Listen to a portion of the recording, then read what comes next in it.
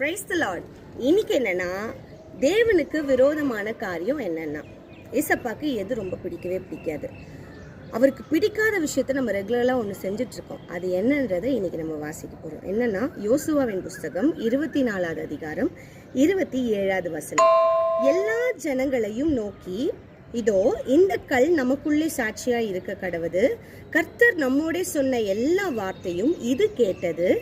நீங்கள் உங்கள் தேவனுக்கு விரோதமாக பொய் சொல்லாதபடிக்கு இது உங்களுக்கு சாட்சியா இருக்க கடவுது என்று சொல்லி.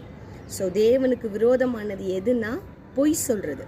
ஸோ நம்ம நிறைய டைம்ல நம்ம லைஃப்ல ஏதோ நல்லதுக்கு தான் பண்றேன், இதுக்கு தான் பண்றேன், இது நல்ல விஷயம் தான், அதுக்காக தான் பண்றேன், இல்லை, பொய் சொல்றது தேவனுக்கு விரோதமானது அப்படின்னு சொல்லி நம்ம யோசுவால வாசிக்கிறோம். ஸோ ஏசப்பாக்கு பிடிக்காத ரொம்ப முதல் விஷயம் இதுதான். ஞாபகம் வச்சுக்கோங்க. நம்ம இனிமேல் பொய் சொல்லக்கூடாதுன்ற ஒரு முயற்சி எடுக்க போறோம்.